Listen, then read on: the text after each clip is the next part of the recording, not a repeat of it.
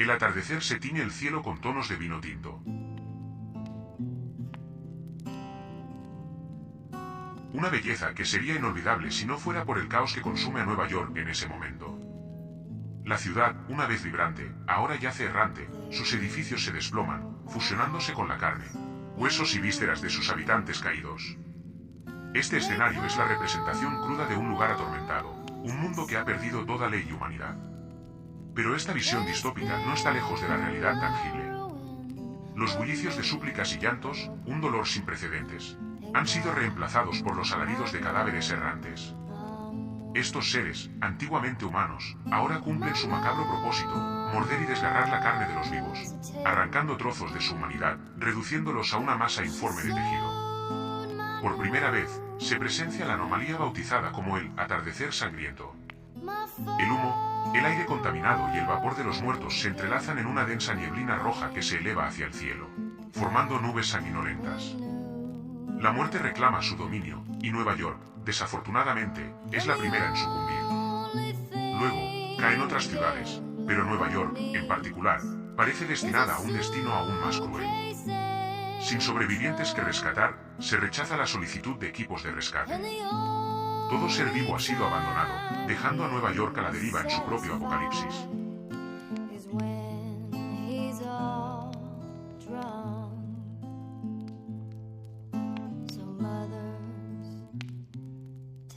Children not to do what I have done. Spend your life in misery in the house of the rising.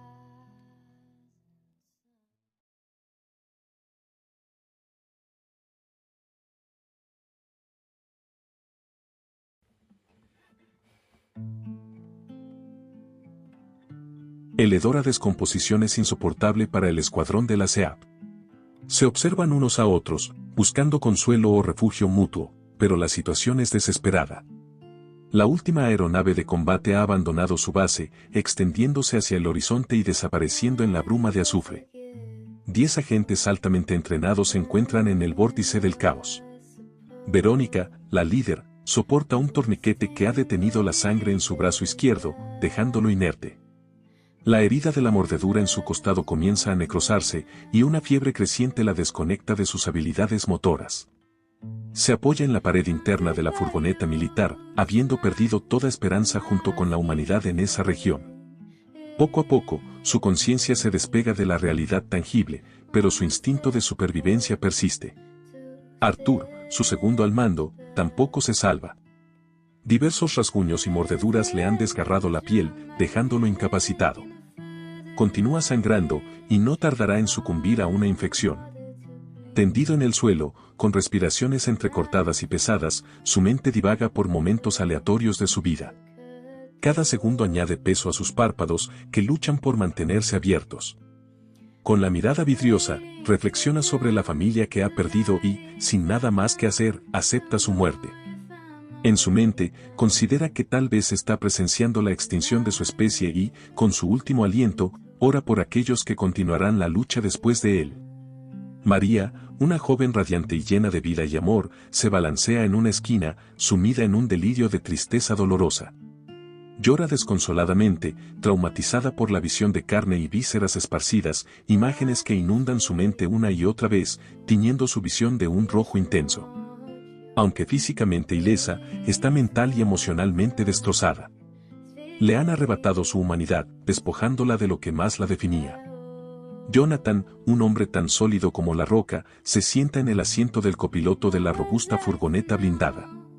A través del agujero de la puerta, observa la masa de criaturas conocidas como gules, formando una ola de carne en descomposición. Intentan superar la barrera de metal con sus garras, arañando la superficie de manera inhumana. Jonathan no piensa en nada en particular, hay hombres que simplemente nacen listos para aceptar su destino. Y él está convencido de que morirá. La comunicación con el mando superior se ha perdido, dejando al escuadrón a merced del destino. En el epicentro del caos, las posibilidades de sobrevivir son de apenas un 1%. Ese hombre lo ha perdido todo, especialmente después de la muerte de su pequeña hija. No le queda nada, su vida ya no tiene el mismo significado. Está roto por dentro, lo frágil se ha vuelto indestructible. Nicolás simplemente se recuesta, dejando caer la cabeza y cerrando los ojos. Sin pensar, sentir o incluso ver, se aísla en su propia burbuja, durmiendo plácidamente. Daniel, un joven temeroso, intenta desesperadamente restablecer la comunicación con la SEAP, pero sin éxito. La señal ha sido bloqueada específicamente para prevenir una nueva conexión. Su rostro, torcido por la ira, refleja su frustración con la situación. Tal vez, está transformando el miedo en ira, rehusándose a ser consumido por el escenario distópico ante él, ya que ha asimilado todo a un ritmo vertiginoso. Rendirse no es una opción para él, lucha contra la corriente en busca de una solución lo antes posible. Los demás, igualmente importantes, atraviesan el mismo conflicto interno y externo del momento. El aire está saturado con el olor a muerte y descomposición, un aroma penetrante que se adhiere a la piel y se instala en el fondo de la garganta. La luz del día lucha por atravesar la densa niebla de azufre que se cierne sobre la ciudad en ruinas. Los edificios, una vez símbolos de la civilización, ahora son esqueletos de concreto y acero, sus ventanas rotas como miradas vacías que presencian el fin de los tiempos.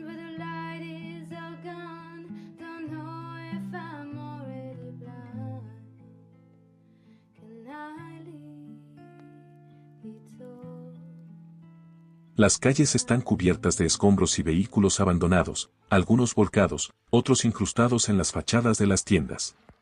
Los carteles publicitarios, descoloridos y rasgados, flotan con la brisa, sus mensajes de felicidad y consumo ahora una burla cruel de lo que fue.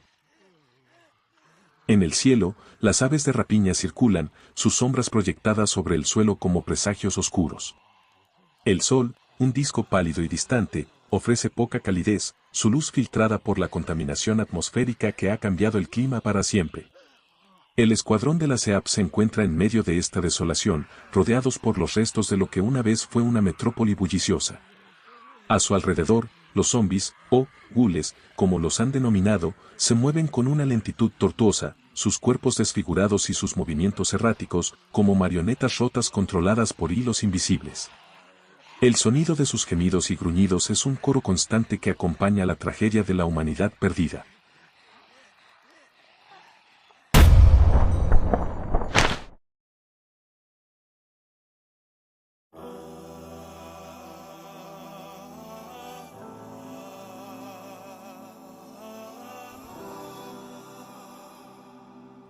El cielo, teñido de un anaranjado profundo, preside sobre Austin, una ciudad que ahora parece una escena sacada de una película de desolación.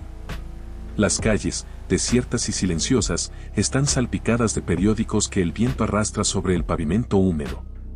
Fogatas improvisadas, hechas de basura y restos de coches abandonados, iluminan los bordes de la carretera con una luz parpadeante, mientras las fachadas de las tiendas muestran marcas de pintura en aerosol rojo, símbolos de una anarquía recién nacida.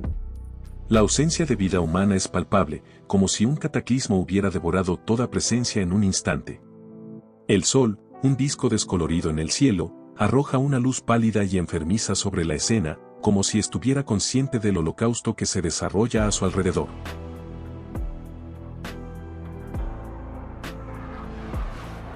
En la distancia, el estruendo de una aeronave militar rompe el silencio, surcando el cielo de la ciudad en segundos antes de que un estallido retumbe en el suelo, enviando ondas de choque a través del concreto. Víctor, atrapado en la urgencia del momento, acelera su vehículo, las llantas chirriando en protesta contra el asfalto. Observa a través del retrovisor como una columna de humo en forma de champiñón se eleva en el aire. Las palabras se le atoran en la garganta, y solo puede tragar saliva, su mente corriendo frenéticamente en busca de respuestas. Pero una cosa es segura, la ciudad está bajo ataque, y él debe actuar rápido. Movido por un instinto protector, Víctor decide llevar su vehículo a casa a toda costa para salvar a su familia. La imagen de un cadáver ambulante, un presagio grotesco de lo que está por venir, pesa en su memoria. La caída de los medios de comunicación solo intensifica su desconfianza y temor. Para él, la ciudad se ha convertido en Silent Hill, envuelta en una neblina creada por actividades anormales. Un frío sepulcral lo envuelve, y ahora, con la visión del hongo de la explosión grabada en su mente, sabe que debe huir. Con el corazón latiendo furiosamente, maniobra hábilmente alrededor de los escombros dejados por la tormenta de la noche anterior, esquivando árboles caídos y charcos profundos, decidido a encontrar un refugio seguro en este mundo que se desmorona a su alrededor.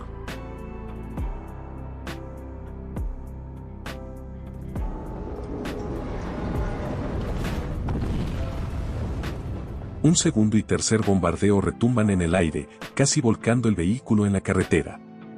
Víctor, con una fuerza sobrehumana, se aferra al volante y sigue adelante, consciente de que cada segundo es vital. El sudor frío recorre su frente y sienes, mientras los cráteres que ahora deforman las calles parecen advertirle que retroceda. Pero él está decidido a llegar a su hogar. Su cuerpo, tenso y rígido como la piedra, lucha contra la parálisis del terror. La desesperación se manifiesta en cada poro de su piel mientras se muerde el labio, intentando mantener el control. Y entonces...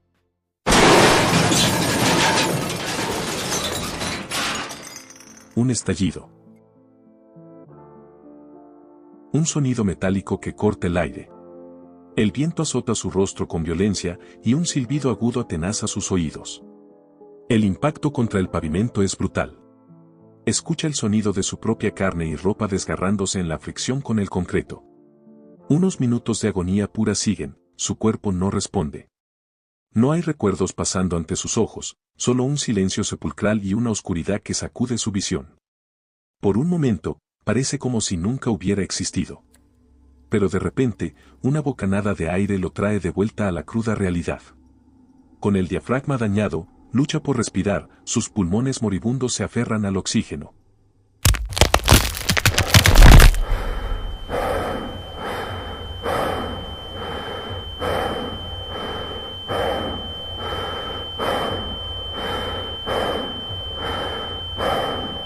Se retuerce en el suelo, sosteniéndose el cuello, intentando desesperadamente recuperar la capacidad de respirar, de volver a anclar su alma al mundo físico.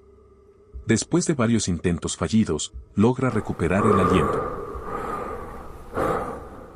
Por un tiempo, estuvo clínicamente muerto. Una señal eléctrica, tal vez su deseo insaciable de salvar a su familia, o quizás una fortaleza sobrehumana, lo ha devuelto a la vida. Aún aturdido por el golpe, permanece inmóvil durante varios minutos.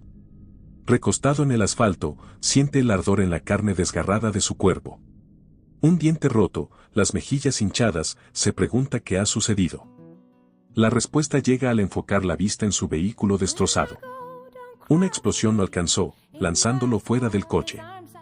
No entiende cómo ha sobrevivido, sus rodillas parecen haber perdido su función, sus costillas comprimidas y su mandíbula casi desprendida. A pesar de su resistencia, sabe que no es especial, solo un poco más resistente que la media. No puedo detenerme. Ahora no. Murmura, recapacitando. De alguna manera, se pone de pie, tambaleándose y apoyándose en un poste caído. Su espalda apenas lo sostiene, el impacto le ha causado un trauma severo. Observa el horizonte. El cielo, antes anaranjado, ahora es de un rojo intenso. Los hongos de las bombas se acumulan, formando una nube colosal. Con pasos inciertos y repetitivos, arrastra los pies hacia su casa. Es un hombre obstinado, decidido a reunirse con su familia a pesar de ser un posible estorbo. La cruel realidad lo golpea como un bloque de hielo. Su hogar, o lo que queda de él, no es más que un esqueleto arquitectónico. Un nudo de angustia sube por su garganta, un escalofrío le recorre la espina dorsal. Se detiene, paralizado, tratando de procesar la situación. En cuestión de horas, ha perdido la vida que conocía. El shock lo invade, abrumador y cruel. Intenta correr hacia los restos de su hogar, pero sus piernas ceden y cae de rodillas. Arrastrándose, continúa su camino, las lágrimas brotando de sus ojos mientras se consuela con palabras de esperanza. Se convence a sí mismo de que su familia ha sobrevivido. Si él pudo, ¿por qué ellos no? Pero la vida es impredecible, a veces da y a veces quita. Al llegar al montón de escombros, no ve nada. Verónica, amor. ¿Estás allí? Susurra con el mentón temblando. Guarda silencio, esperando escuchar el llanto de su bebé, pero solo hay vacío. Busca entre los escombros, esperando encontrar a su esposa e hija. Y entonces, en medio del caos de concreto, la ve. Su rostro se contorsiona en una expresión de terror y tristeza. Se desploma, vencido y con la cabeza gacha. La visión de su esposa ha destrozado lo poco que quedaba de su cordura. Entre los escombros yace Verónica, o lo que queda de ella. Un brazo ensangrentado sobresale de las rocas, estirado en un último intento desesperado.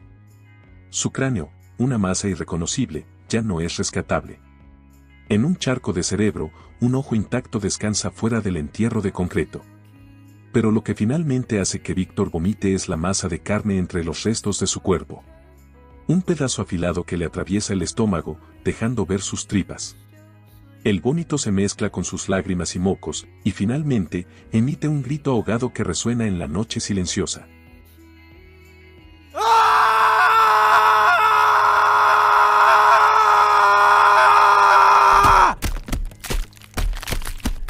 Víctor, con sus manos magulladas y sangrantes, golpea el suelo una y otra vez. La frustración y el dolor lo embargan mientras se cuestiona su cruel destino. ¿Por qué Dios? ¿Por qué me has dejado solo en este terror? Todo lo que hice fue amar. No merezco esto. Quiero despertar de esta pesadilla. Sus puños, ahora teñidos de rojo, se sacuden con violencia contra el suelo. Cuando ya no puede más, su rostro encuentra el mismo destino, y la sangre fluye libremente. En su desesperación, se ha convertido en la imagen misma del dolor, un hombre que busca alivio en el castigo físico, una válvula de escape para su ira y sufrimiento. Con la visión borrosa por la sangre, Víctor se tumba de espaldas, mirando las nubes que se desplazan serenamente en el cielo. Si tan solo no hubiera sido así. Verónica, lamento haberte dejado, lamento no haber estado allí. Levantándose entre los escombros, Víctor se tambalea, sus dedos destrozados y su rostro ensangrentado. La imagen de Verónica, su esposa amada, permanece inmóvil en su mente, pero la esperanza de encontrar a su hija lo mantiene en pie. Con cada parte de su ser gritando de dolor, se mueve, busca, se niega a rendirse. Con una voz rota por el dolor y la esperanza, llama a su pequeña. Sus manos temblorosas, cada nervio gritando de dolor, remueven los escombros, ignorando sus propias heridas. El tiempo se detiene, cada segundo es una eternidad, cada aliento, una lucha. Bajo una viga torcida, encuentra un pequeño zapato rosa. Su corazón se paraliza, su respiración se detiene. Con miedo y desesperación, aparta los escombros y descubre a su hija, milagrosamente protegida por un espacio creado por las vigas caídas, un refugio improvisado que le ha salvado la vida. Víctor la toma en sus brazos, sintiendo el calor de su pequeño cuerpo, el latido suave de su corazón. La niña abre los ojos, confundida y asustada, pero viva. Balbucea, casi sin ser consciente de su entorno, una calma sospechosa que no tranquiliza a Víctor. La niña tose, el polvo de los escombros cubriendo su rostro. Las lágrimas de Víctor, una mezcla de dolor y alivio, caen por sus mejillas. A pesar de la devastación que los rodea, el amor de un padre por su hija ha triunfado sobre la muerte. Un último impulso eléctrico lo motiva a seguir adelante. Pensó que lo había perdido todo, pero aún tiene un motivo para continuar, su pequeña hija.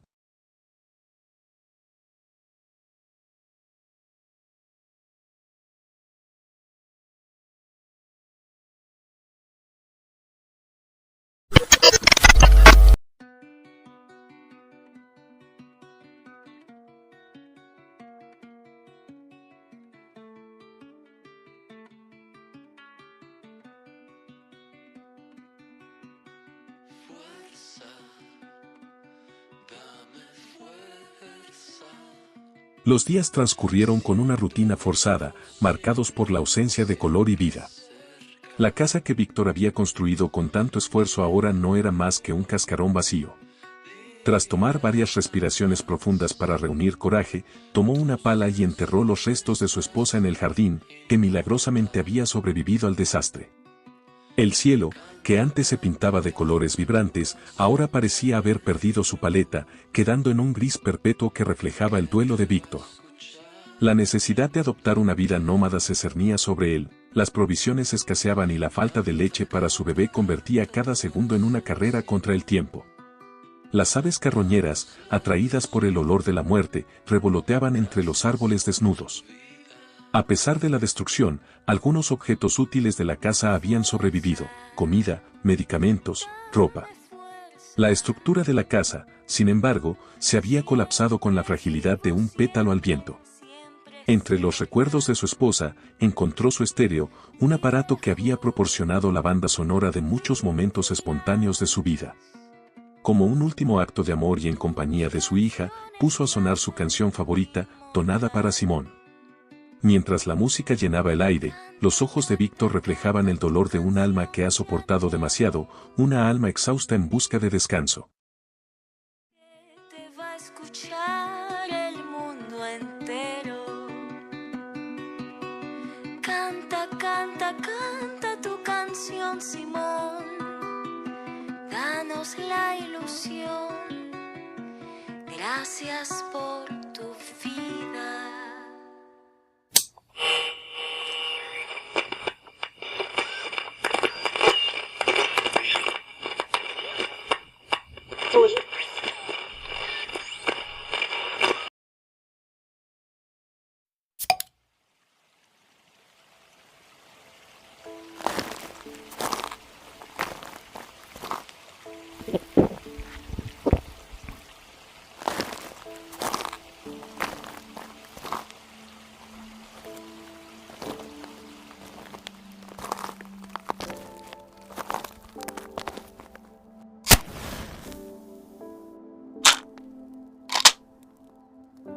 La fogata brinda a Víctor un refugio temporal del frío implacable, mientras la pequeña Lucía, atada a su pecho en una mochila portabebés, se acurruca buscando el calor.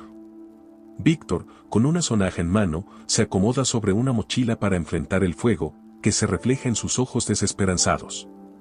No puede permitirse flaquear, solo puede resignarse a contemplar el resplandor de las llamas que cobran vida al consumir la basura.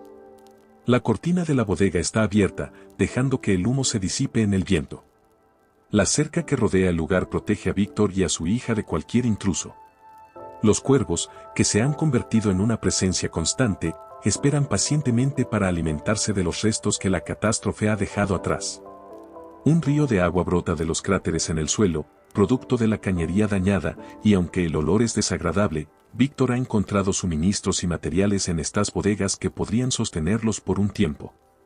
Si raciona bien, tendrá suficiente para varios biberones para Lucía y sopas instantáneas para él. Calienta agua en una hoja de metal sobre la fogata para preparar su cena, encontrando en este lugar un buen sitio para descansar y quizás un refugio temporal.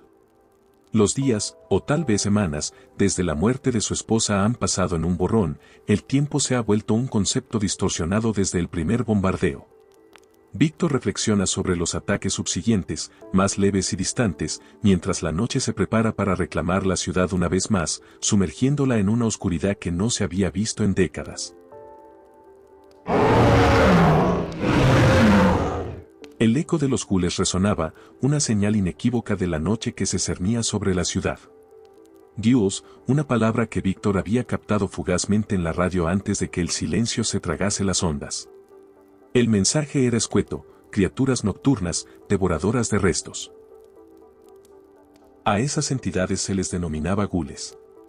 La pequeña, por un instante, pareció tensarse, pero Víctor, con un silbido sereno y movimientos cautelosos, se aproximó para cerrar el portón. Extinguió la fogata, evitando que el humo se acumulase, y encendió un farol de alcohol. Acomodó a su bebé sobre mantas mullidas y se sentó junto a ella, apoyando su espalda contra la pared fría. La oscuridad lo envolvía, esa misma penumbra que había tomado posesión de su existencia. El tiempo se diluyó hasta que, rendidos por el agotamiento, ambos se sumieron en un sueño inadvertido.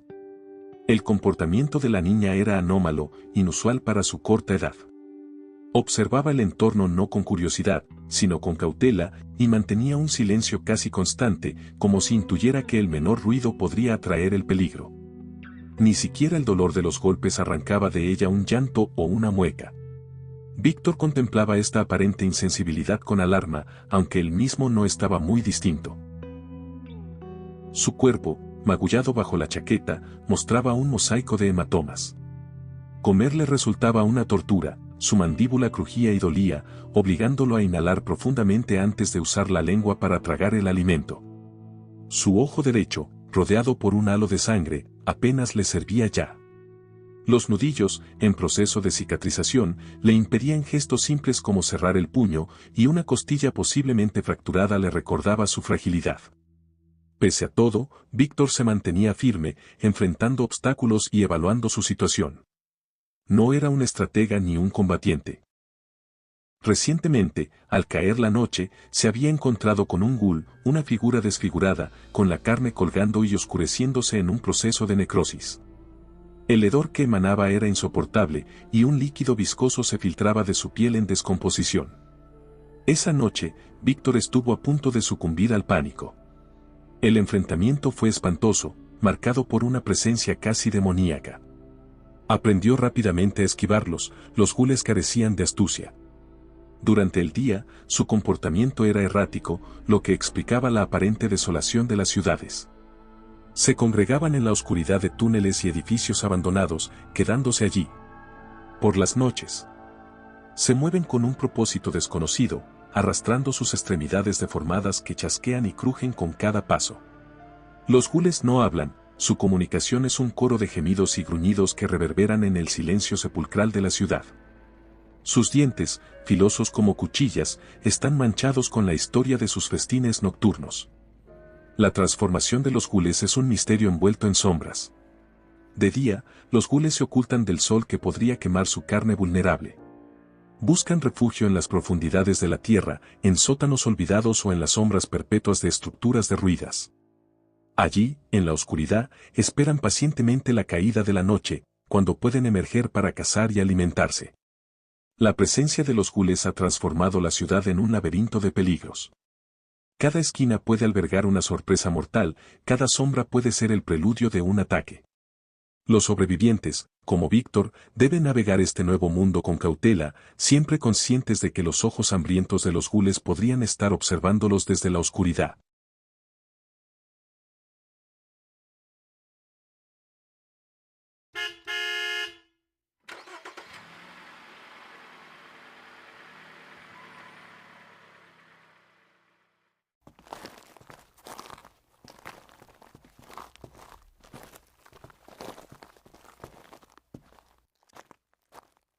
Vamos. Entren, rápido, rápido. Parece que no hay ningún sobreviviente. Víctor se encontraba en un estado de alerta extrema cuando un grupo de sobrevivientes irrumpió en su refugio. La noticia llegó a sus oídos con la urgencia de un aviso de tormenta, y su corazón respondió con un ritmo acelerado, como si estuviera intentando escapar de su propio pecho. Con los ojos abiertos ampliamente, como si estuviera tratando de absorber cada detalle de su entorno, Víctor se movió con cautela. El lugar estaba sumido en la oscuridad, y su mano se deslizó sobre las superficies buscando cualquier objeto que pudiera servir como defensa. Pero la realidad era dura, nada allí podría protegerlo. La hoja de metal que había encontrado aún conservaba el calor del fuego, pero su utilidad como arma era cuestionable. Con una mezcla de desesperación y resignación, Víctor se apoyó contra la pared y envolvió a su pequeña hija con sus brazos, como si fuera el último acto de protección que podía ofrecerle.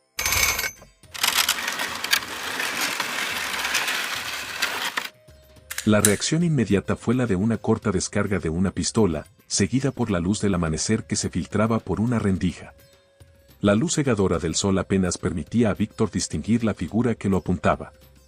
Con manos levantadas y gestos tranquilizadores, Víctor intentó comunicar su inocencia y su deseo de evitar conflictos. Una voz femenina, ruda y directa, interrumpió el silencio. ¿Y tú quién eres? Preguntó mientras agitaba la punta de la pistola. Víctor respondió con voz temblorosa. Yo. Mi nombre es Víctor. Yo y mi pequeña nos estamos refugiando aquí. No pensábamos que el lugar fuese de alguien, pues los cráteres dejaron el lugar con un olor nauseabundo. Lo lamento, no quisimos causar problemas, solo no teníamos dónde quedarnos. La mujer pareció darse cuenta de la presencia de la bebé solo entonces. Mierda, no la había visto. Murmuró antes de bajar el arma y extender su mano hacia Víctor. Víctor vaciló entre estirarle la mano o mantenerla a distancia, pero finalmente accedió. Al hacerlo, pudo verla mejor, una mujer de estatura baja, cabello negro recogido y ojos cafés intensos. Su ropa era holgada y desgastada, y llevaba guantes de mecánico. ¿Eres de por aquí? No. No somos de por aquí. Llevábamos ya hacía un par de semanas atrás que vagábamos por Austin. Nos alejamos un poco, por la avenida que da al lago. Ya que, no sé lo que sean esas cosas, se refugiaban en las edificaciones. Además, los bombardeos se concentraban principalmente allí. La mujer lo observó detenidamente antes de continuar. Luego de casualidad encontramos los almacenes, estaban llenos de comida sin exportar. No creí que le perteneciera a alguien. Víctor notó cómo ella sostenía el arma como si fuera un juguete, sin el seguro puesto. Vamos, hombre, no me veas así. Dijo ella con una sonrisa forzada.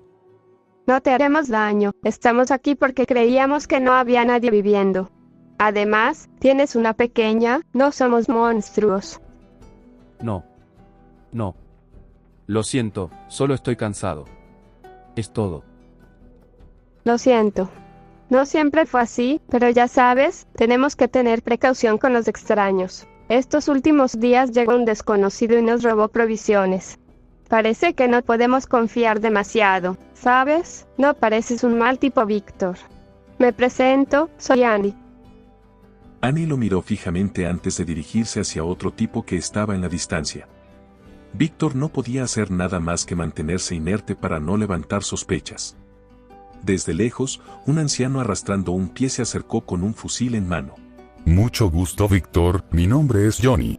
Estoy al mando del patrullaje de recursos de la comunidad.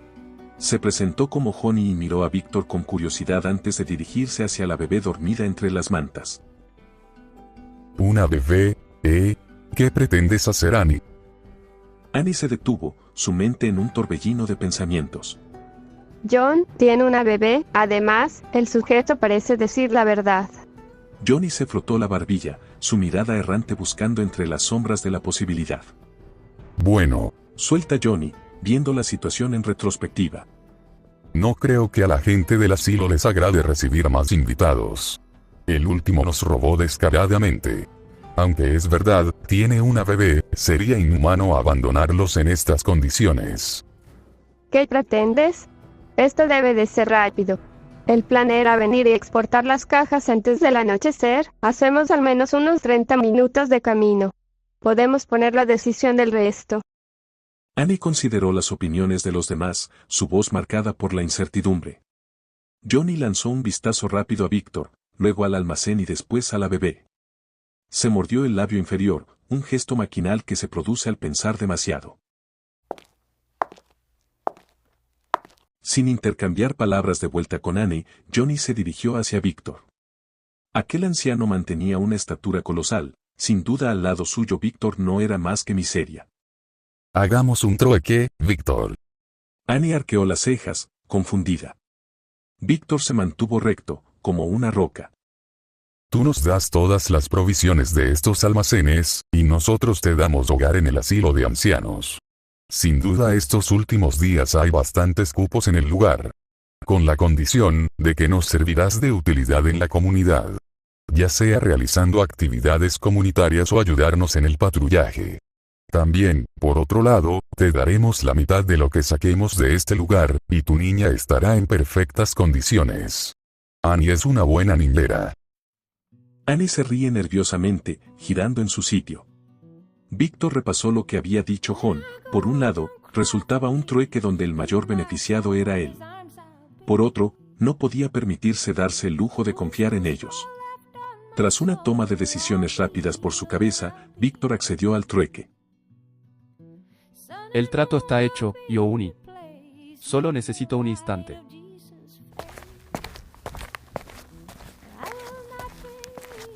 Víctor, como un explorador que se adentra en lo desconocido, se dirige hacia las profundidades del almacén. Con una mochila portabebés colgando de su hombro, realiza movimientos delicados y cautelosos para acomodar a su pequeña joya, Lucía, sobre su pecho, envolviéndola en el abrazo seguro del portabebés. La ajusta con cuidado, procurando no perturbar su paz. Despliega las mantas acolchadas, formando un lecho improvisado, y las amarra con un mecate alrededor de su cintura. La mochila, repleta de provisiones, se ancla en su espalda, y finalmente, en un rincón oscuro y seguro, la vieja radio de su esposa, un recuerdo tangible que ha llevado consigo durante estas largas semanas. La agarra del mango con una firmeza que denota su valor sentimental. Annie y Johnny se miran entre sí, sus rostros reflejan una mezcla de confusión y asombro. ¿Te gusta escuchar música? En el asilo tenemos una actividad que combina danza y música clásica. Ha sido un bálsamo para la moral de todos. Víctor se sumerge en un mar de recuerdos, los fragmentos de su esposa fallecida lo asaltan como un enjambre de avispas. Víctor, ¿estás? Interroga a Annie, notando su mirada perdida. No, a mí no me gusta escuchar música. La radio era de mi esposa, la llevo conmigo por ella. Puta madre. Lo siento, no lo sabía. No, no te disculpes, está bien. Entonces, ¿qué hay que hacer? Víctor retoma su camino. A pesar de sentirse distante hacia ellos, sabe cómo mezclarse entre la gente. La compañía de otros seres humanos le sienta bien y se refleja en su conducta más animada. Johnny explica rápidamente el plan que deben seguir. Frente a ellos hay una furgoneta con la capacidad de cargar muchas provisiones y varias personas. Dentro hay 2 miembros más de la comunidad. Héctor, el jefe al mando en el asilo, un hombre de 45 años de edad, antes del desastre pasaba su tiempo tomando el sol frente a su casa y ayudando a la comunidad de ancianos. Un hombre de cabeza rapada, nacido en Tijuana. Según sus allegados, Héctor era un miembro cruel de una pandilla. El conductor de la furgoneta se llama Frank, un joven de carácter fuerte. Él es más distanciado de la comunidad, prefiere mantenerse a solas, su mayor utilidad es defender la entrada del asilo. Los almacenes se conforman en un cuadro surtido de cercas que la protegen de externos, un cuadro de varios metros. La capacidad de los almacenes, 3. En cada uno se encuentran víveres, comida rápida, comida enlatada, sopas instantáneas y lácteos en polvo. Víctor y Annie se encargan de exportar las cajas hasta la furgoneta, donde dentro espera Héctor para recoger las provisiones y avanzar más rápido. Johnny se encarga de monitorear la zona, probando que ninguna anomalía afecte el operativo. Frank, simplemente espera en el asiento del conductor, es el encargado de que si cualquier cosa salga mal arranque la furgoneta.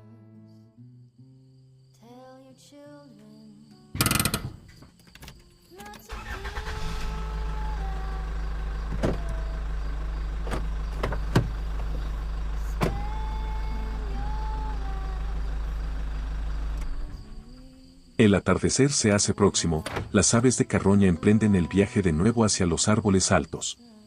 El viento silba con frío, y el cielo empieza a sangrar. Tras la jornada, habiendo abarcado gran parte de las provisiones a la furgoneta, todos se acomodan dentro. Víctor coloca sus pertenencias entre las provisiones. Annie, finalmente lo presenta.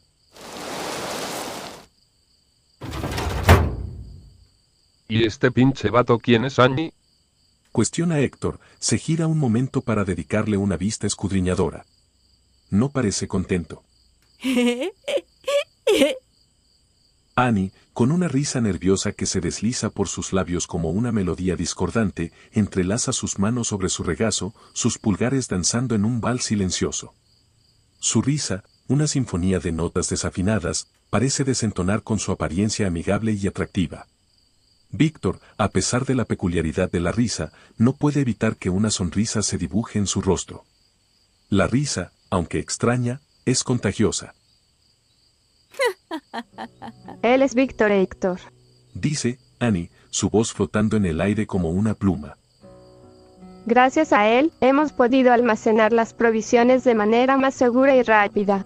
En agradecimiento a sus donaciones a la comunidad, y considerando que tiene una pequeña vivienda en condiciones poco humanitarias, decidimos darle un espacio en la comunidad. Le asignaremos un rol cuando llegue. Y una cosa más, Víctor. Héctor es así, es un gran tipo con una gran bocota. Héctor, con una mirada de soslayo a Annie, arquea las cejas y luego se gira para estrechar la mano de Víctor. Mucho gusto, Víctor. Dice, su voz resonando en el aire. Agradecemos tu consideración. Bienvenido a la comunidad, perro. Víctor, sin mayor conflicto, acepta el apretón de mano, sellando un pacto sin pronunciar una sola palabra, solo con un gesto. El conductor se llama Frank, no es un tipo muy sociable.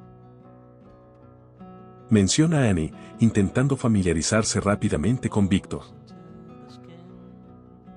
Y dime, Víctor, ¿de dónde eres? Claro. Mis padres eran de Baja California, pero me crié en la granja con mis abuelos, ya que mis papás fallecieron en la década oscura. ¿La década oscura? Recuerdo bien esos tiempos. Continúa Víctor, pasándose la mano por la barbilla. Perdí la memoria, así que no estoy seguro de qué significaba la hecatombe. Víctor intenta hacer memoria, repasando su vida en el pasado, pero lo único que recibe son fragmentos difusos. La década oscura, se le llamó así a la serie de acontecimientos. Las llamaradas solares que provocaron fallas eléctricas, el aumento de la marea que inundó a Nueva York, las sequías, la sobrepoblación y el incremento de pestes en el mundo. Se le llamó la década oscura porque durante 10 años el mundo cayó bajo el caos. No. Realmente no lo recuerdo. Sufrí un traumatismo en la cabeza cuando mis padres murieron. Fue un choque automovilístico. Salí disparado del coche a una velocidad colosal. Pero, no me pasó nada, simplemente fue un traumatismo que dañó mi memoria. Vato, seguro tienes un ángel de la guarda chingón. ¿Qué quieres decir? Pensándolo bien, algo similar me pasó al principio de los bombardeos. Tuve un choque aparatoso que me lanzó fuera del coche. Aún mantengo lesiones, pero... Es curioso, como sentía que me moría. Y luego, un impulso eléctrico. Fue como aquel accidente, exactamente igual. ¿Y tú, Héctor, de dónde eres? Pregunta Víctor, no queriendo prolongar más el tema. De Tijuana, vato. Yo y mi familia cruzamos hasta Texas para formar una empresa de comida rápida.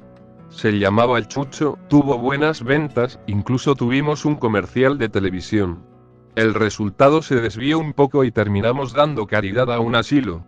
Desde entonces, mi vida se ha enfocado en cuidar a los viejitos. Es un pasatiempo peculiar. No voy a negarlo. Yo era veterinario. En un principio quise ser doctor, pero los planes se desviaron un poco. Nunca tuve mascotas, pero amaba a los animales. Una vez, un perro llegó a la veterinaria por sí solo buscando comida. Venía cada noche antes de mi hora de salida, se le había hecho cotidiano ir. Pues, yo lo recibía con un gran plato de croquetas y agua. Pero un día, ya no volví a saber de él. Tengo la esperanza de que haya encontrado una buena familia. El tiempo, como un río indomable, fluía entre los cráteres de la desolación, mientras Johnny, en un sueño profundo, se entregaba al abrazo de Morfeo en su asiento. Su cuerpo, rendido a la gravedad, se desplomaba sobre sí mismo, ajeno al caos que reinaba afuera. Frank, un silencioso espectro al volante, guiaba su camino hacia el corazón de la ciudad, una ciudad que ya no era más que un espejismo de lo que fue. La visión distópica que se desplegaba ante sus ojos era un lienzo de desesperanza. Los bombardeos habían devorado las joyas arquitectónicas de antaño, los coches se habían transformado en montañas de chatarra y el polvo aún danzaba sobre el concreto, como un fantasma que se negaba a desaparecer. Los árboles, arrancados de raíz por la furia de la tormenta, se arrastraban por las calles y los cuerpos calcinados se amontonaban a cada paso, como un macabro recordatorio de la fragilidad de la vida.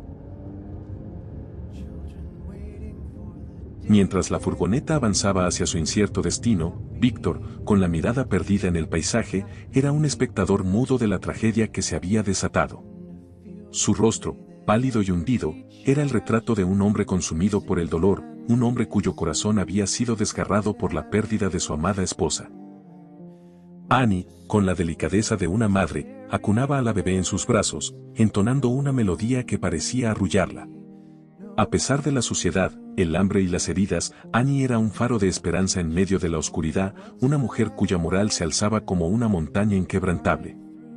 Johnny, por su parte, dormía plácidamente, ajeno a la realidad que se desplegaba a su alrededor.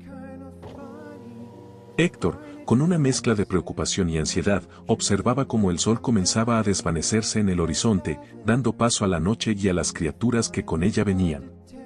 Los guiúos y los cuervos parecían trabajar en sintonía, cada uno conocedor de la danza del otro.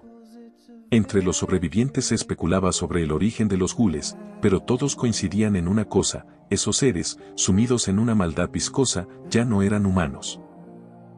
Víctor, a pesar del cansancio que pesaba sobre sus ojos, no lograba conciliar el sueño. Su cuerpo se balanceaba hacia adelante y hacia atrás, en un intento desesperado por mantener la cordura. Víctor, por favor, descansa un poco. Suplica Annie con una voz suave pero firme. Estoy aquí, cuidando a la pequeña. Cuando lleguemos, tendrás mucho que hacer. Aprovecha este viaje para descansar. Víctor, atrapado en su burbuja de pensamientos, apenas escucha las palabras de Annie.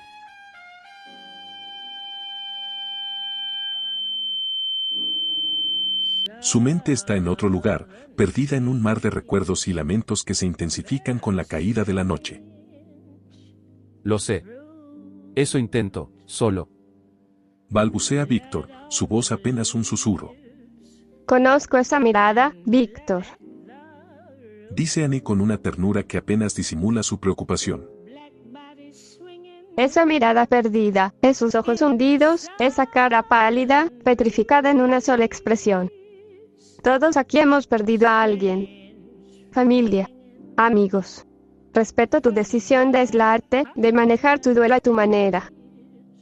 No nos conoces, y cada quien es libre de lidiar con su dolor como mejor le parezca. Pero te diré una cosa. Annie hace una pausa, su voz cambia de tono, como el agua de un río que cambia de dirección.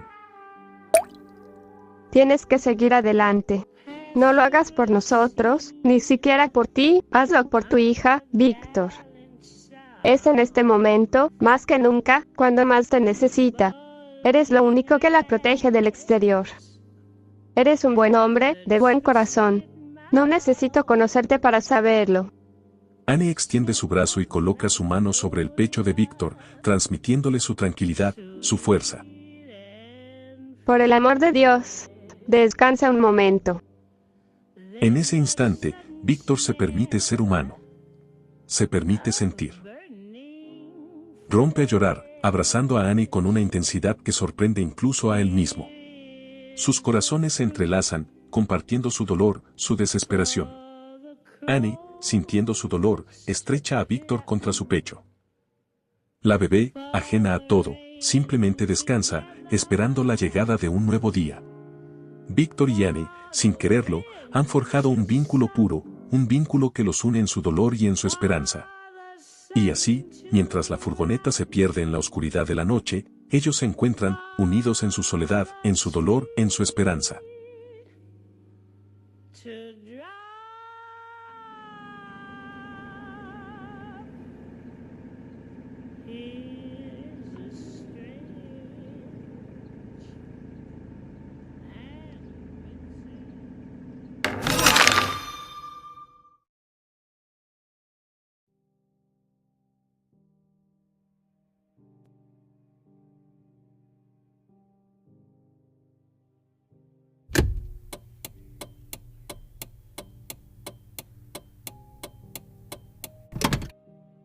Desde tiempos inmemoriales, desde la era de los errantes, desde la época de la peste, han existido.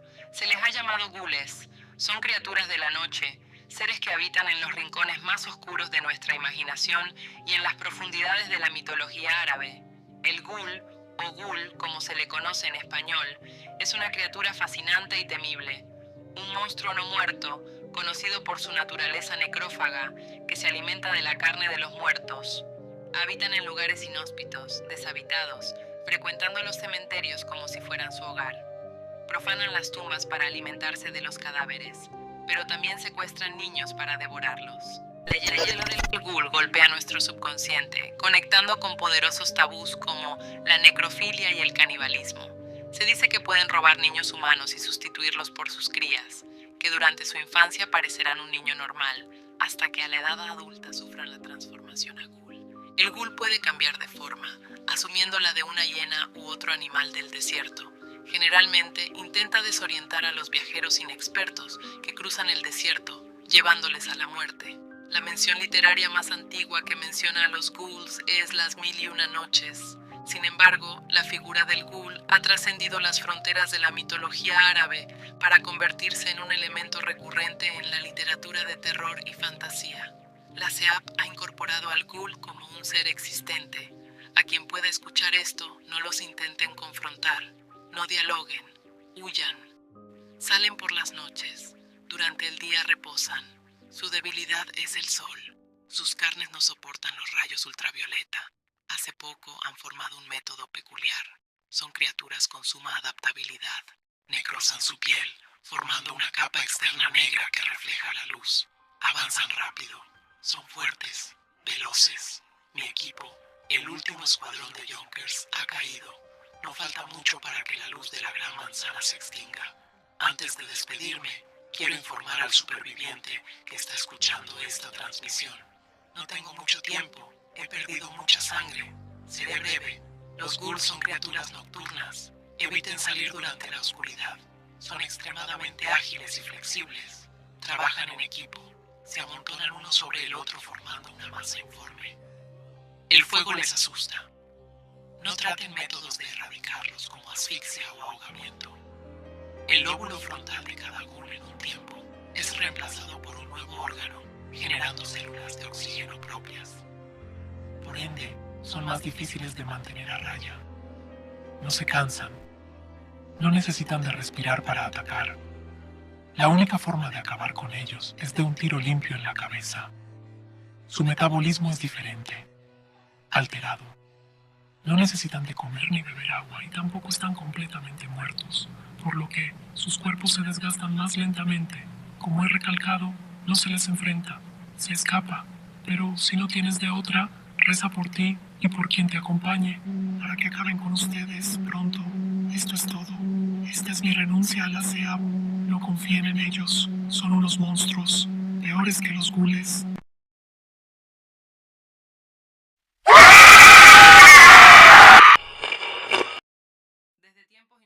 El audio se ha estado repitiendo a lo largo del camino. Al principio no presté atención, pues mantuve el sonido bajo. Pero luego esto se ha repetido durante todo el viaje. ¿Ghouls? La SEAP. ¿Esto es un chiste o algo así? Esperen. No, he escuchado de los ghouls antes. Hace una semana, una transmisión interfirió con la radio. A estas criaturas las llamaron ghouls. A los enfermos, los que cayeron por la enfermedad de la cuarentena. Mierda. Se me erizó la piel. ¿Ustedes creen que son demonios o algo así por el estilo? Ya lo confirmó el gobierno. Al menos la mujer hablaba con coherencia. Tiene sentido. La llegada del anticristo, la década oscura antes de esto. Cuando en el infierno no habría más espacio, el diablo proclamaría a la tierra como suya. Está claro que los que murieron, sus cuerpos fueron tomados por demonios. Héctor, te estás dejando llevar mucho por tu estúpido fanatismo religioso. Además, dudo que la mujer se refería a ellos literalmente como demonios. El gobierno los proclamó con ese nombre por las características con tanta similitud. Sí, sin duda eriza la carne. Pero, no tiene nada que ver lo paranormal aquí. Es una enfermedad. No lo sé, Frank. También lo estuve pensando. Pagamos justos por pecadores. Seguro que ninguno de los presentes fue un santo. Aunque lo que me asusta es que está a punto de anochecer. La gasolina se está agotando y no hemos llegado. Algunas intersecciones para llegar están corroídas por las explosiones. Nos han tapado el camino. Tengo miedo. Preferiría que nos refugiáramos en alguna de estas casas. A la intemperie, somos presa fácil de cualquier emboscada. Ocultemos la furgoneta en algún recoveco olvidado y adentrémonos en este fraccionamiento de riquillos. No será tarea ardua, pero debemos movernos como sombras. Héctor, con la autoridad que le confería su rol no declarado de líder, pronunció las palabras con una certeza que parecía emanar de la misma tierra que pisaban. Sus ojos escudriñaban el horizonte, buscando algún indicio de peligro en la creciente oscuridad. Los demás intercambiaron miradas cargadas de palabras no dichas, de mensajes que se perdían en el aire denso de la noche. La propuesta de Héctor, aunque arriesgada, destilaba una promesa de seguridad que todos anhelaban. Era como si cada uno pudiera sentir el peso del silencio y la gravedad de su situación. Frank, cuyas manos traicionaban su frustración al estrujar el volante con una fuerza desmedida, concedió con reluctancia. Es una decisión lúcida, dijo, y su voz se perdió en el rugido del motor y en el coro nocturno que anunciaba la inminente resurrección de los Ghouls. En aquel fraccionamiento habitaban la gente más acaudaladas, aquellos cuyo prestigio les permitió huir hacia los confines del embotellamiento fronterizo. Maldita sea. No deseo estar de acuerdo contigo, pero si la decisión es unánime. Su voz se apagó como una vela al viento. Víctor intervino con cautela. Creo que es lo más sensato. Podremos encontrar algo de sustento, comer algo caliente y pasar la noche sin sobresaltos. Nos turnaremos para vigilar, así todos podremos descansar. Su voz era un hilo tembloroso en la vastedad del silencio que los rodeaba. Aunque, era la primera vez que hablaba de decisiones al filo de la espada. Todos asintieron, excepto Frank, quien parecía tener sus propias batallas internas con la idea de aceptar a Víctor entre ellos. Las razones de su rechazo aún eran un misterio envuelto en conjeturas y sospechas apenas perceptibles. Guarda silencio, imbécil, espetó Frank sin siquiera dignarse a mirarlo. ¿Pero qué diablos te pasa?, replicó Víctor, su rostro una máscara de ira contenida. Frank no se anduvo con rodeos. Seré franco contigo, Víctor. Ni tú ni tu bebé me son gratos. Serán un estorbo, ella necesita cuidados que no podemos permitirnos y tú no eres más que un extraño. Además, no eres más que un pequeño bebé llorón cuyo propósito no está claro ni para sí mismo. Me causa repulsión oírte llorar incluso más que tu bebé. ¿Es acaso el ejemplo mismo que le darás de ti, una mierda? La tensión creció como una tormenta a punto de estallar cuando Annie intervino en defensa de Víctor.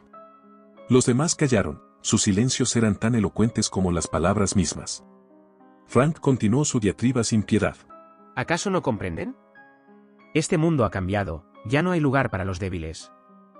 La supervivencia del más apto es la única ley que prevalece ahora. Cálmate, hombre. Este tipo solo es un bebé llorón, claro. Pero tú eres un cabrón que solo piensa en sí mismo, y eso no nos sirve.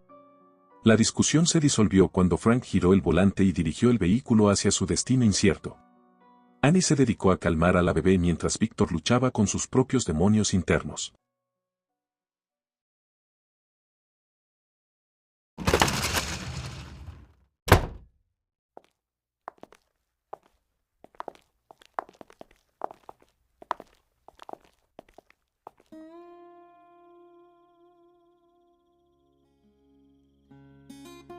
En el crepúsculo de un mundo consumido por la desdicha, el grupo de Héctor se detuvo ante el fraccionamiento que prometía un refugio en la tormenta de los días finales. La urbanización, antes un tapiz de vida cotidiana, ahora yacía desgarrada por las garras de la calamidad, pero en su imperfección residía una belleza sombría, un lienzo para la supervivencia. Las aves de rapiña, centinelas de la desolación, parpadeaban en la penumbra como dos faros de infortunio, presagiando la llegada de los Ghouls, esos seres que desafiaban la comprensión humana. Annie los llamaba comedores de carroña, John, errantes, Héctor, cadáveres ambulantes, y Frank, no muertos.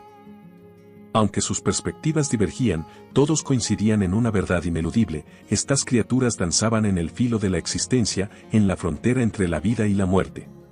No podían ser llamados muertos, pues aún se movían con un propósito oscuro, ni vivos, pues habían renunciado a las necesidades básicas que definen la humanidad.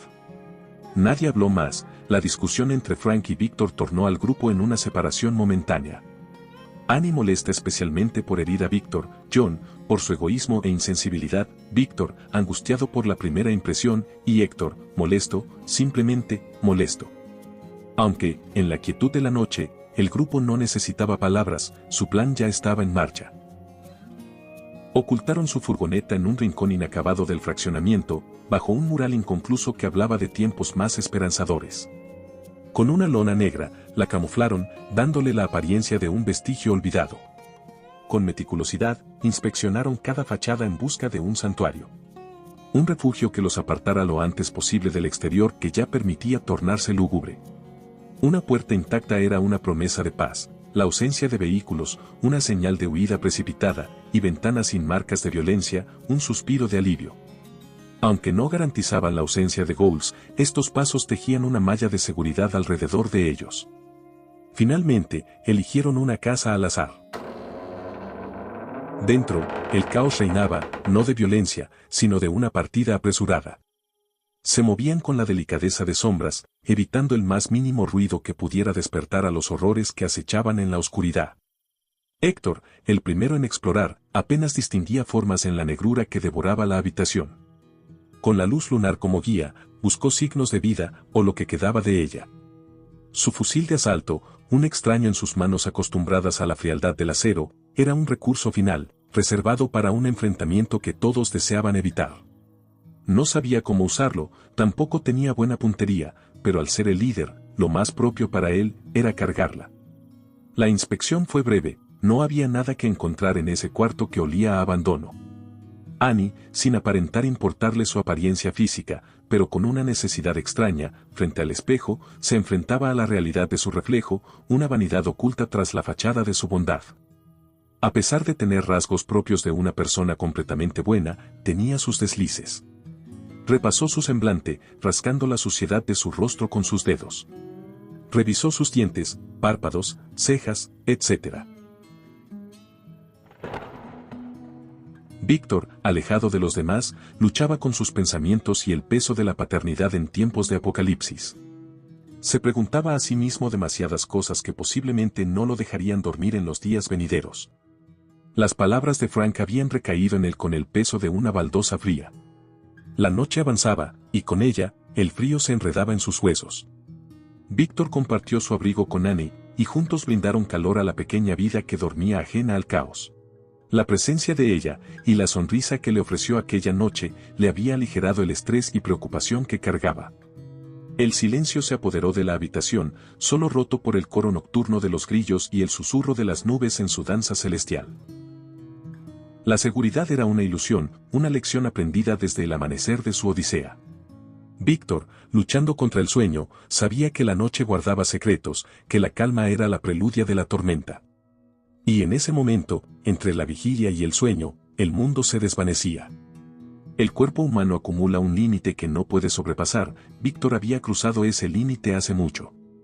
Con heridas por todo su cuerpo que empezaban a infectarse, días sin comer, horas sin beber agua, y un largo tiempo sin dormir. Víctor finalmente, bajo la seguridad de Annie, con su calor corporal, cerró los ojos.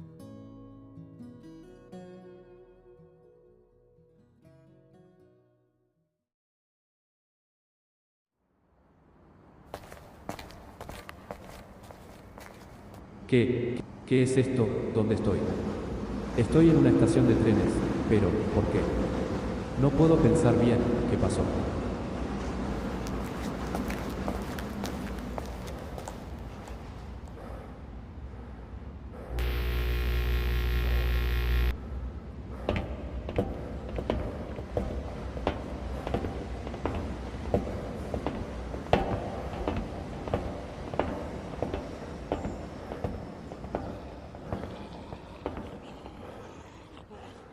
Víctor, amor. Ayúdame, estoy aquí. Ven, por favor. Verónica. Mierda, ¿dónde estás? Dime. Detrás de la puerta de metal. Por favor, déjame salir de aquí. Está muy oscuro, tengo miedo, quiero verte. Por favor, por favor, por favor. Ya voy. Carajo, está saliendo humo de allá adentro. ¿Te encuentras bien?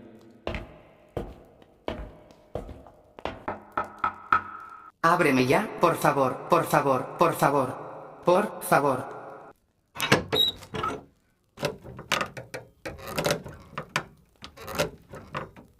No.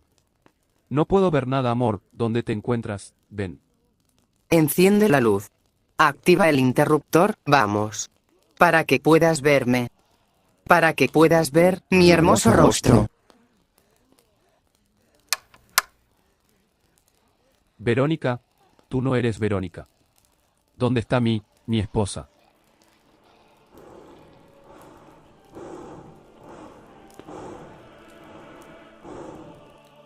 ¿Acaso no reconoces a tu esposa? Víctor, tú sabes que soy yo, aunque me niegues con tus actos. Me abandonaste a la muerte, a la descomposición, a la nada. Huyes, como siempre, dejando atrás solo el eco de tu cobardía. ¿Qué? ¿Mi rostro desgarrado ya no te resulta bello? ¿Dónde quedó el deseo que me profesabas entre susurros y promesas vacías?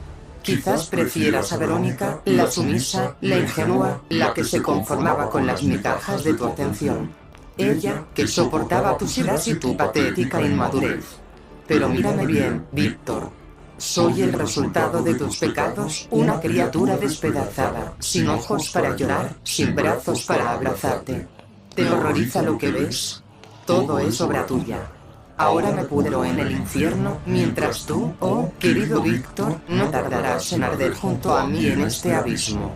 Siempre fuiste un incrédulo, rechazando la mano salvadora hasta que fue demasiado tarde.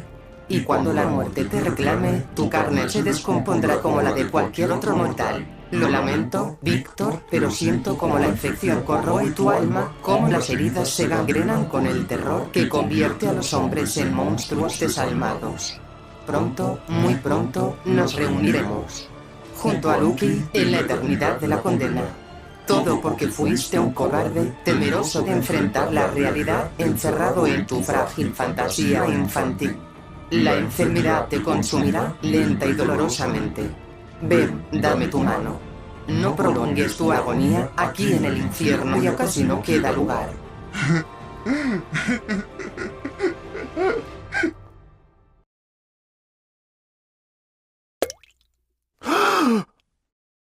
Demonios, menos mal que solo fue un sueño. Susurró Víctor, aliviado pero aún atrapado en las garras de la pesadilla. Su piel se había erizado, pálida y translúcida como la de un pollo desplumado, y un sudor frío le bañaba la frente. Temblaba, no de frío, sino de un miedo primordial que le hacía sentir su corazón retumbando en su pecho, audible a metros de distancia. Se secó el rostro con la mano, despojándose del sudor como si con él pudiera también deshacerse del terror que lo había invadido. Respiró hondo, tratando de calmar el ritmo frenético de su corazón, y miró a su alrededor para asegurarse de que su conmoción hubiera pasado inadvertida.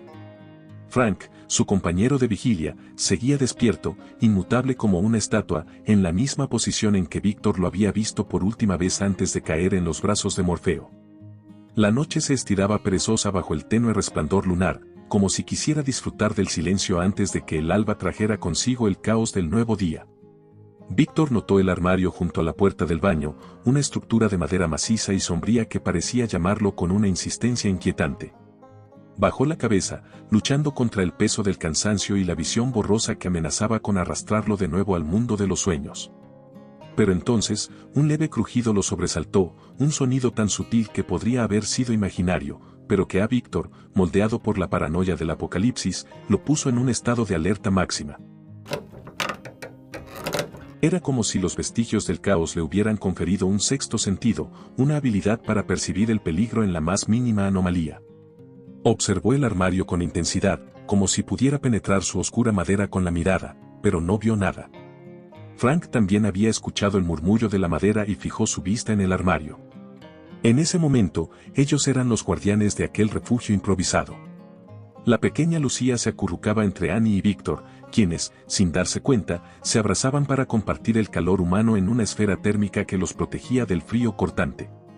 Annie, con una línea de baba adornando su mejilla, dormía con la boca abierta, emitiendo de vez en cuando un ronquido suave.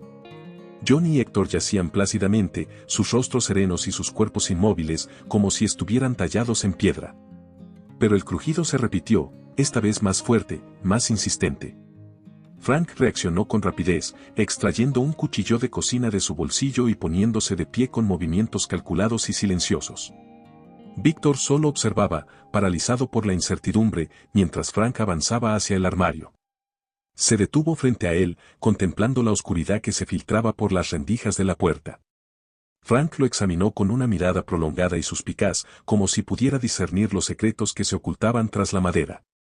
Podría haber sido el viento colándose por las grietas, el frío contrayendo la madera, o cualquier otra explicación lógica, pero en aquel mundo post-apocalíptico, cualquier sonido fuera de lo común era una amenaza potencial. Frank extendió la mano temblorosa hacia la puerta del armario y, tras un momento de vacilación, se decidió a abrirla.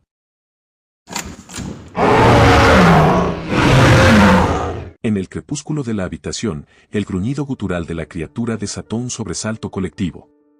Incluso la bebé, cuya serenidad era inquebrantable en el peligro, emitió un grito que eclipsó el rugido primigenio. Un estallido de dientes rechinantes y sombras fugaces se dibujaban en los rincones. La criatura, un espectro apenas distinguible en la penumbra, se lanzó sobre Frank. Era un ghoul, uno de esos entes malditos que vagan entre los vivos y los muertos. Se deslizó entre las sombras, luchando con Frank, quien desesperadamente intentaba evitar que la boca de la abominación tocara su rostro. Era una mujer ghoul, de aspecto cadavérico, con un vestido de pijama blanco y cabello negro que caía lacio por debajo de los hombros. Sus ojos, inundados en un líquido férreo, reflejaban una existencia torturada.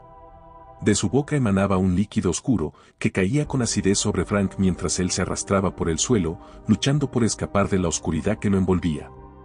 Annie, con un ímpetu nacido del terror y la determinación, se levantó para defender a Frank. Pero fue repelida con una fuerza colosal, como si un elefante la hubiera embestido, y su cuerpo golpeó el suelo de madera con un estruendo sordo. Víctor, paralizado por el miedo que lo acosaba noche tras noche, permanecía inmóvil. Héctor, con un destello de valentía, pensó en usar el arma, pero optó por enfrentar a la criatura con un bate de béisbol.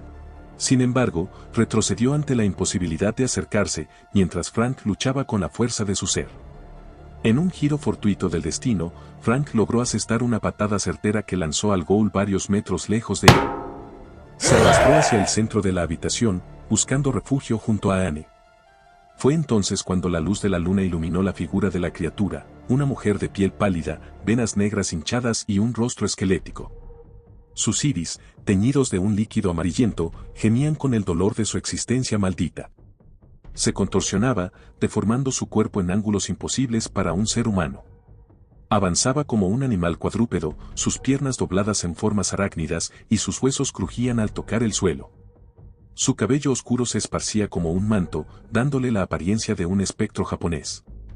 Annie, retorciéndose de dolor, luchaba por respirar. Frank, con el brazo rasguñado, y Héctor, que había tomado la iniciativa, intentaron en vano golpear a la criatura. El ghoul, con una agilidad sobrenatural, atrapó a Héctor y lo empujó contra la pared, sus manos presionando su cuello. El bate cayó de sus manos sin fuerza. El aire, antes viciado, se había transformado en un miedo tangible. Víctor temblaba, protegiendo a la niña, incapaz de decidir entre actuar o permanecer oculto. Con 3 de ellos incapacitados, solo quedaban John y Víctor. John, sin dudarlo y enfrentando el peligro máximo, tomó el fusil de asalto y disparó a las piernas del ghoul para evitar herir a su compañero. El ghoul soltó un alarido y liberó a Héctor, retorciéndose de dolor y furia. John, aprovechando el momento, golpeó a la criatura en el cráneo con la culata del arma. Pero el ghoul, en un movimiento rápido y preciso, se abalanzó sobre él, lanzando zarpazos al aire. Víctor, sin alternativas, dejó a su pequeña hija, quien lloraba desesperadamente, y en un acto de desesperación, lanzó su mochila contra la cabeza del ghoul, desorientándola. Luego, con un esfuerzo sobrehumano, la arrastró por el cabello y golpeó su cráneo contra la pared repetidamente. Exhausto y con la ghoul aún luchando, Víctor retrocedió mientras ella se recuperaba. Con el último cargador, John puso fin a la existencia torturada de la criatura.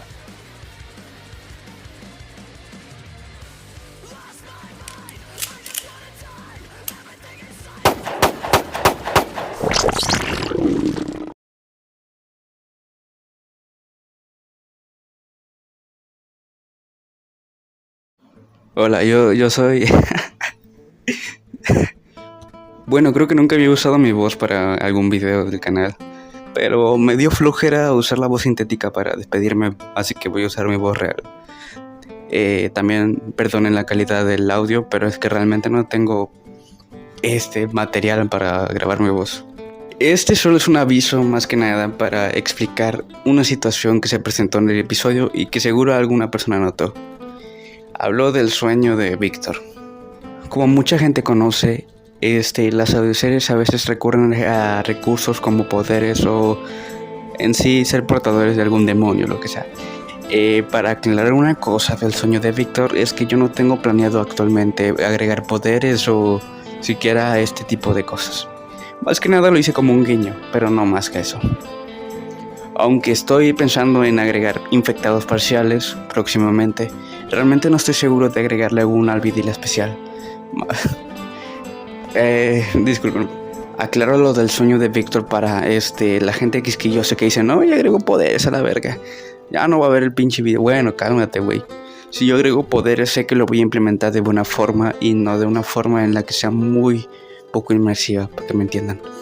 Pero actualmente no tengo planeado nada de eso, así que relájense un poco. Otra cosa que quería agregar antes de despedirme ya completamente es que el episodio fue un poco más largo de lo que yo planeaba. En sí el episodio iba a durar 45 minutos, pero se me fue un poco más la mano y tengo que ahora separar el episodio en 2 partes, pero no lo voy a hacer. Simplemente voy a poner episodio 4 ya, para que me entiendan, y voy a continuar con otra trama. Sin nada más que decir, y porque la verdad me estoy poniendo algo nervioso, ya me despido a la verga. Adiós. Ahí está. Vámonos. Vámonos. Vámonos, lo vamos logrando. Ay, a la verga. A la verga. A ver si no me volteo aquí, hijo de su puta madre. Vámonos. ¡Hazte a la verga, hombre, chuquique! Otro pinche camión a la verga adelante. Hazte un lado a la verga, hijo de tu puta madre. Ya el cerotito se siente así ya. Casi saliendo el hijo de su puta madre.